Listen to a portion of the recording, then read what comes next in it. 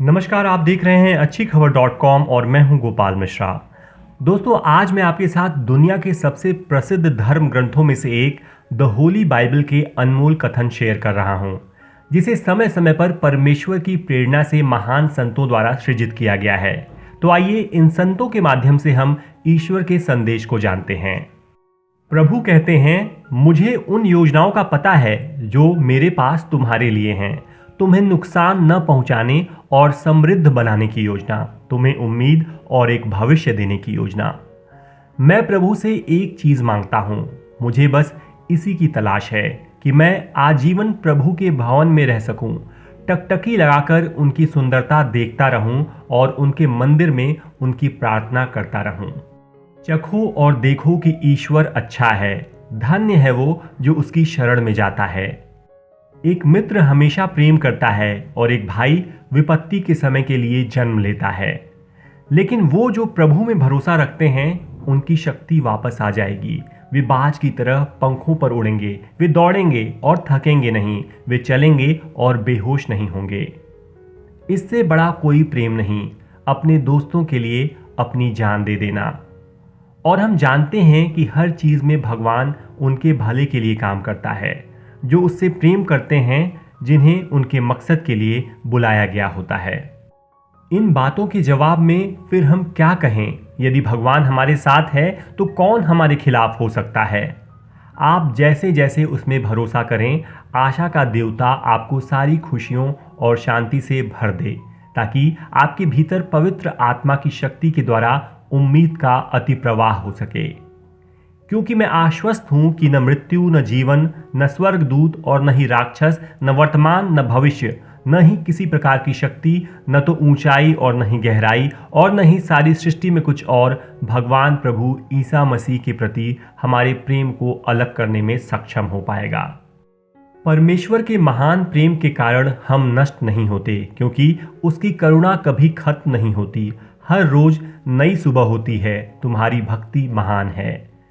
इसलिए हम उदास नहीं होते। हालांकि बाहर से हम बर्बाद हो रहे हैं, फिर भी अंदर से हम प्रतिदिन नवीन हो रहे हैं। इसलिए हम अपनी नजरें उस पर नहीं रखते जो दिख रहा है, बल्कि उस पर रखते हैं जो अनदेखा है। क्योंकि जो दिखता है वो अस्थायी है, लेकिन जो अनदेखा है वो शाश्वत है।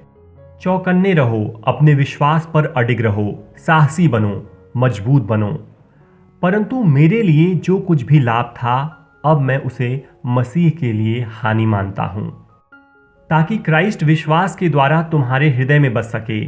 और मैं प्रार्थना करता हूं कि तुम प्रेम में आधारित और स्थापित हो सको।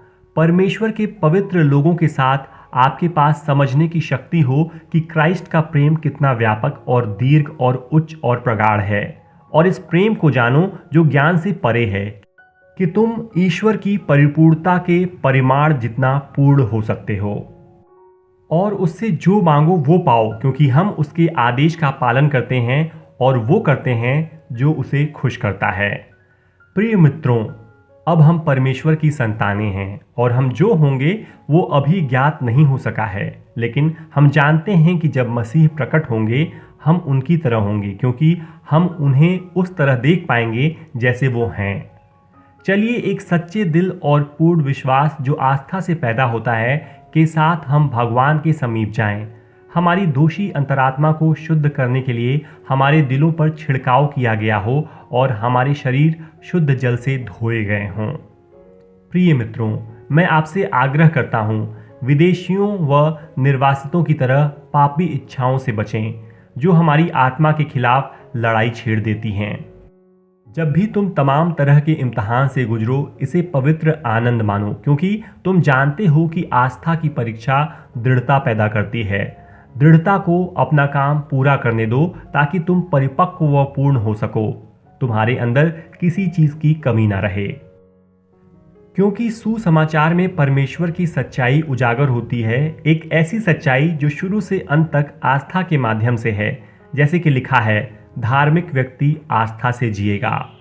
मजबूत और साहसी बने, उनकी वजह से डरें या भयभीत न हो, क्योंकि परमेश्वर तुम्हारा भगवान तुम्हारे साथ जाता है। वह तुम्हें न कभी छोड़ेगा न कभी त्यागेगा। ईश्वर मेरा चरवाहा है, मेरे पास किसी चीज़ की कमी नहीं है। मजबूत और साहसी बनो, सावधानी से मेरे सेवक मूसा के द्वारा तुम्हें बताए गए सभी नियमों का पालन करो। तुम उससे दाएं या बाएं मत घूमो, तब तुम जहां जाओगे वहां सफल हो पाओगे। इसलिए मेरे भाइयों और बहनों, मजबूती से खड़े हो जाओ, कुछ भी तुम्हें हिला न पाए। हमेशा खुद को पूरी तरह से परमेश्वर के काम में लगा दो, क्योंकि तुम्हें पता है कि ईश्वर के लिए किया गया तुम्हारा परिश्रम व्यर्थ नहीं है। इसलिए चूंकि हम गवाहों के इतने बड़े बादल से घिरे हैं, चलिए हम वो हर एक चीज़ जो बाधा डालती है और उस पाप को जो हमें इतनी आसानी से उलझा देता है को फेंक दें, और हम उस दौड़ को पूरी दृढ़ता के साथ दौड़ें जो हमारे लिए निर्धारित की गई है। तो दोस्तों, ये थे बाइबल के अनमोल वचन। यदि आपको ये वीडियो अच्छा लगा हो तो प्लीज़ इस वीडियो को लाइक और शेयर ज़रूर करें, और ऐसे ही अनमोल विचारों और किस्से कहानियों को सुनने के लिए कृपया अच्छी खबर .com को सब्सक्राइब करें। आज अपना कीमती वक्त देने के लिए आपका बहुत बहुत धन्यवाद। Thank you.